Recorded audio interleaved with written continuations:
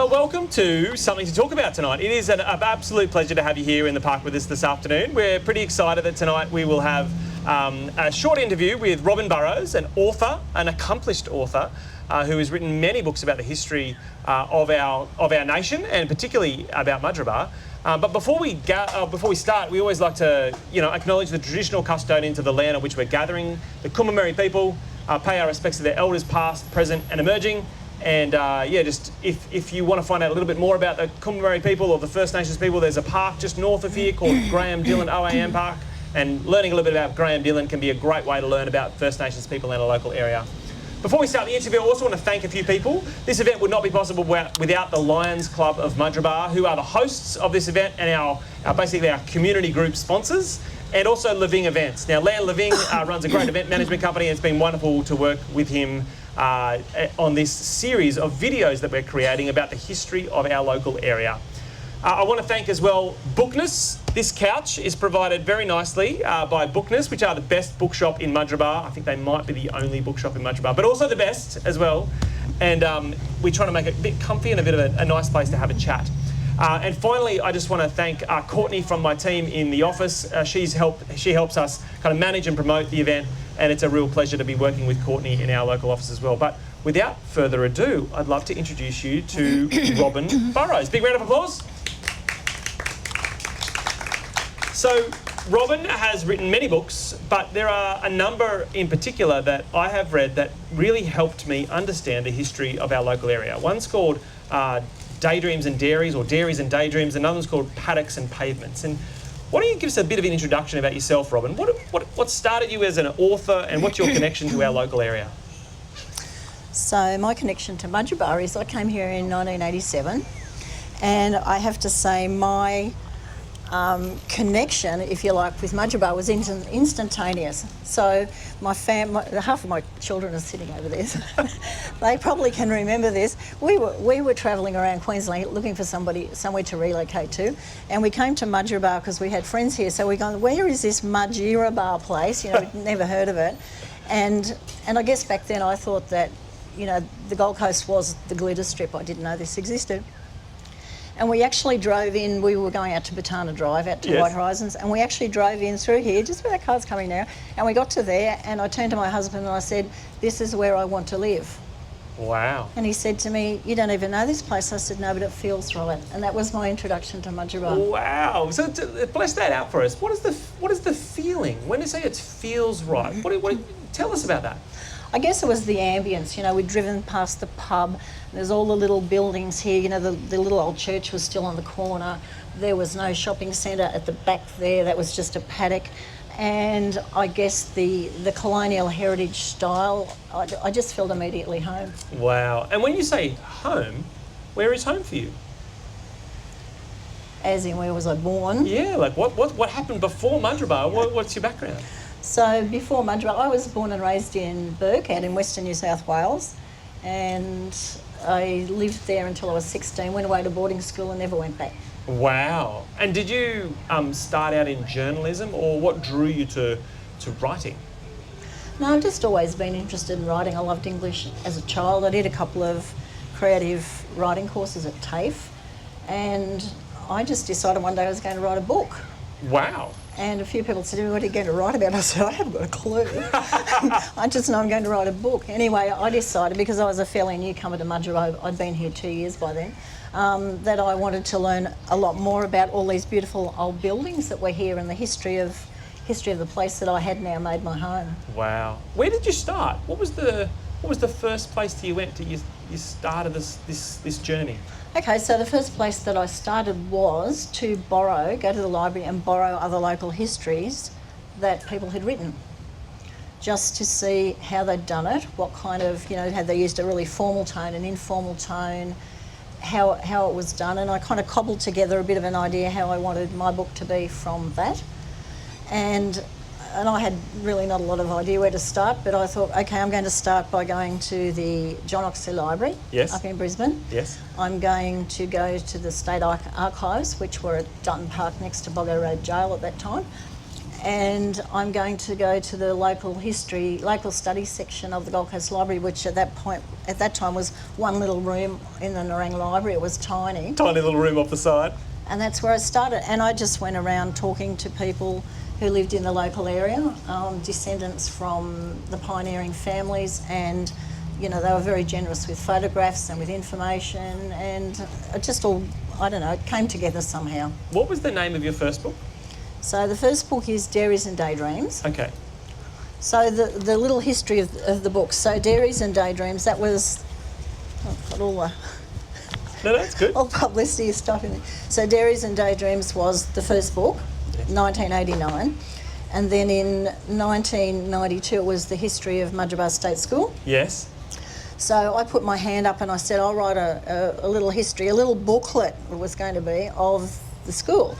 And then I discovered, well, I already knew, but I discovered I could get a lot more information on 4 other schools that existed in this area that don't exist anymore. So I figured that was a perfect opportunity to combine those into the book that I was writing, because I figured it'd just be lost if I didn't. Yeah. So that was Bush Schools and Golden Rules. Yes, I do remember that. And so they'd been out of print for forever, and that was done for the school. That was donated to the school. Yes. And then Paddocks to Pavements, that's actually a combination of those 2 books. Together. Wow. So Bush Schools and Golden Rules. I remember going to the museum and seeing some of the golden rules on the wall. What were some of the golden rules you remember from schools in those days? I think you had to just, sit there and be quiet. And when the inspector came to inspect the school, you had to be on your best behaviour so that the teacher got a good report. Yeah, wow. So when you were writing, tell us a story about investigating, a piece that you thought was particularly interesting. What's your favourite story or most memorable moment? Oh, you've caught me on the hop now. No. Look, there's so many great stories, and I have to say that when I was writing and researching Dairies and Daydreams, a lot of those stories kind of came together in my head, which created my first novel. Really? So I can't pick out any one story, and there's probably actually a few there I can, but I shouldn't repeat. No. Let's call it an M-rated event. But lots of stories that were told to me, and some of them didn't go in the book because they were personal or family stories, whatever. They cumulatively they gave me the idea for my first novel. Wow. I'm going to come back to that first novel a bit later, but talk a little bit about, what do you love about writing? What is it that compels you to write these stories? Okay, so I guess I'm just creative, and so I write fiction as well as non-fiction. So with the non-fiction, part of that is the research, because I love doing research. And, if I'm researching something, it'd be nothing to go to my bedside table's got a pile of books, 2 feet high on it, of things that I've got to research. And I think with the novels, I love exploring human emotion, and putting that into a story. So we talked about this idea of human emotion being central to what compels you to write. What sort of emotions come out in the books that you've written? Okay, so I'll take one book in particular, which was my 4th novel. Yes. It's called When Wattles Bloom, and it's a modern day story that's tied in with a World War I story. And I just wanted to explore how it was for soldiers in the war. And I'm a woman and I'm not warlike, so I probably did want to look at it from the emotional aspect. And I just wanted to explore how a soldier, for instance, when they're subjected to day after month after year of war and deprivation and living in terrible circumstances and seeing their friends die, that maybe they start thinking that I hope the next bullet's for me, because they just feel like they can't go on. Yeah, wow. I mean, there's a sadness that's kind of driven by that, but there's also a sense of how do we cope, how do we be resilient through that feeling? And it's also the way that the soldier, goes off optimistically to war. We're going to beat the Germans and we'll be home in 3 weeks, and you know, all that sensation that they go through, and it's not like that at all. And they might be there for 4 years. So there's this just gradual eroding of how they see themselves and how they just don't want to be part of it anymore. Yeah. How did you find the groups of people that you talked to when you wrote Dairies and Daydreams? This is your first novel about Mudgeeraba. How did you find the local families who are investing in sharing their stories with you? What were their emotions like? Oh, I had the best experience. I had lots of cups of tea and scones. Right. We do love our hospitality out here, I Robyn. used to get invited for morning and afternoon tea. Look, everybody was so generous, and I think they were pleased that somebody was writing their story. Yes. Because it hadn't been told. And I guess that a lot of people who I did speak to during the course of writing my very first Dairies and Daydreams, a lot of them are now passed away. And if I hadn't, their stories would have been lost. But they were so generous. People offered photographs, information. Some of them I recorded, and I actually wrote their stories verbatim in the book. So yeah, I had a great experience. How long did it take you to write Dairies and Daydreams, or both of them together, Bush Schools and Golden Rules? Dairies and Daydreams was probably 6 months. Wow. Okay. Very intensive. Yes. You can ask my children; they didn't see me for 6 months. Bush Schools and Golden Rules, that was probably a 12-month exercise to write that. There's actually the names of 5,000 school children in that book. Wow. All typed by myself. And those 5,000 names aren't in Paddocks to Pavement. No, of course. You take that one out. Yeah. So when it sounds like you go through this process of 6 to 12 months of writing a book. What does the typical day of a writer look like? Oh, the typical day of me as a writer, and a lot of people do it differently, is my day could start at 4:30 if I can't sleep and I've got an idea for something to write about. But generally speaking, most days I'm up and I'm at the computer 8:30, 9 o'clock, 9:30, Yep. and I'll just beaver away there all day. And as I'm getting older, I think I have a few more breaks. You know, there's always the temptation of the iPad with a game on there to break the monotony, or go and have a coffee or something. But We're all guilty, Robyn. We're all guilty. and there's always a pad and a pen sitting on my bedside table for, when I wake up in the middle of the night and I just think of something that, could go into something of my writing. Yeah, wow. So how have you found the balance between non-fiction books about history that are quite rich, and your novels, your fiction work? Okay, well, there's kind of a combination of both in my fiction work, because most of them have a historical part to them. Yeah. For instance, my second novel, Where the River Ends, it's set out in Burke and on the Darling River back in the days of the paddle steamers. So I'm combining a story that's fictitious with a place that exists and a time that exists. Right. AKA the paddle steamers and, carting the wool on the barges down to Adelaide and... Of course. Yeah. So there's an element of non-fiction in your fiction that draws out this story about Australian history. Correct. And so what attracts you to Australian history so much? I just think it's part of who we are as Aussies, and we have such a rich history. We have the paddle steamers up the Darling, we have the shearers strikes in the 1890s, we have the gold rush eras of, North Queensland, of, Bendigo, Ballarat. We have so much rich history that we can write about and put our characters in, and they become part of that. So it's you're not just writing about a story and characters, but you're putting them in a place at a certain time as well. Yeah. And so now your family, lives and works here, right in Mudgeeraba. To what extent do you think that your love of our local area has kind of helped them fall in love with our local area? Well, they're still here. One son doesn't live here.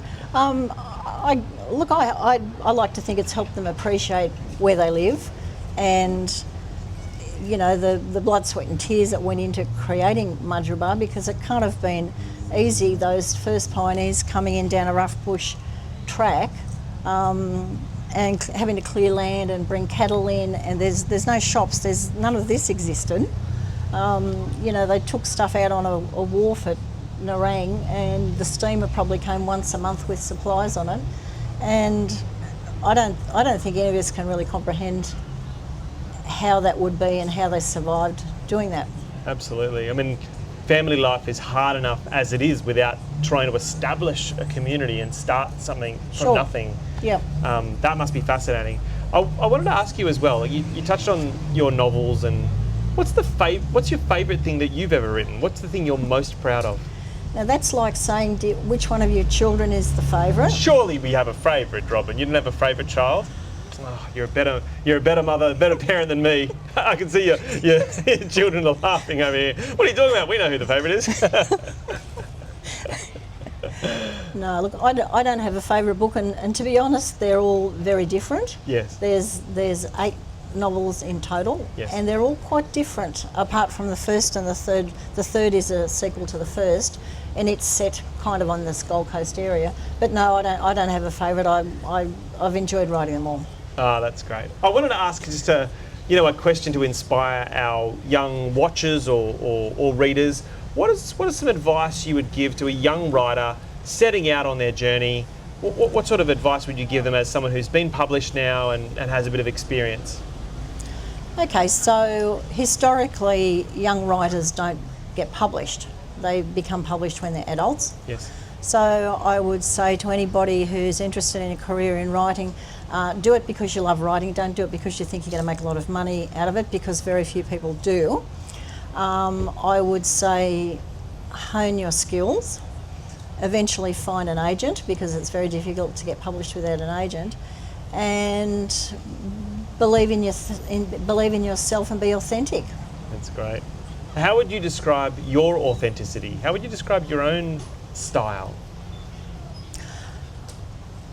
My style of writing is what I would call contemporary fiction, as in fiction. I'm not a literary writer by any means. I'm not a Tim Winton or a can't think of his name. That's all right. He just wrote Boy Swallows Universe. Trent Dalton. I'm reading one of his books at the moment. He's a beautiful writer. I write to appeal to the masses, and one of my non-fiction books was a Henry Lawson biography that I co-wrote with my father, and I like to be kind of an informal non-fiction writer. So I want an academic to be able to pick up the book and enjoy it. I want, a 12-year-old child at school who's learning local history to be able to pick up and read it. So I like to be informal. Yeah, that's great. So it feels kind of relaxed as you're reading. Yes. It's great. So where can people find your books about Mudgeeraba now? So Bush Schools and Golden Rules and Dairies and Daydreams have been out of print for years. However, the museum around opposite the old... the Gold Coast Hinterland Heritage Museum. Yes. They have copies. They've got heaps of copies around there. I'm not sure how much they are, but I think they're only open on Sundays. But they're open on Sundays between 10 a.m. and 2 p.m. There you go. And Anne Panitz is the treasurer down there. You go a quiet word to Anne, and she'll help you out, I'm sure. So they've got plenty of copies down there. Absolutely. Now, what sort of message, as we kind of bring this interview to a close, what sort of message would you say to people who are interested about the history of Mudgeeraba and want to find out more? What are your thoughts about Mudgeeraba and the local hinterland area through the process of writing these books? Well, I say we, I don't live in Mudgeeraba now, but I just live the next suburb up. But I think people who live in Mudgeeraba live in a very unique part of the Gold Coast. And I say that in some parts in a geographical sense, because we've got that highway out there that separates from the rest of the Gold Coast. You've got some hills down that way separating you from Tallabudger, and I guess you kind of run up into Nerang that way now. But I think it's very unique because it just still has that old world charm about it, and I think part of that is, the heritage preservation, that you have to use certain colours on buildings and build in a certain style, and it just has that. It's like I say, when I drove in here in 1987 and I said this is where I want to live, I'm sure that many other people can tell the same story, and the ambience here is just wonderful, and I think there's a wonderful community in Mudgeeraba. Yeah. You know, you've got all your sport at the schools. You know, you've got good schools. You know, both, you know, public and private. You have good sporting facilities. You've got good shopping facilities, and I think there's a sense of camaraderie in Mudgeeraba that you may or may not find in other areas. Yeah. It's just special. I love that. I love that. Look, I having read your books, and in particular Paddocks to Pavements Now, the summary of the 2 other books, I really had a sense of how, you know, rich that history is, and I think you captured that so beautifully in your books. Your contribution to our local area is so valued and precious, and I want to thank you for the time and energy that you put into the sacrifices that your family made as you wrote those books. They are important gems of our local area, and Robyn, you are a gem too. So thank you for today. It's thank lovely you. to meet you, and I appreciate you coming and talk to us today. Thanks, Lee.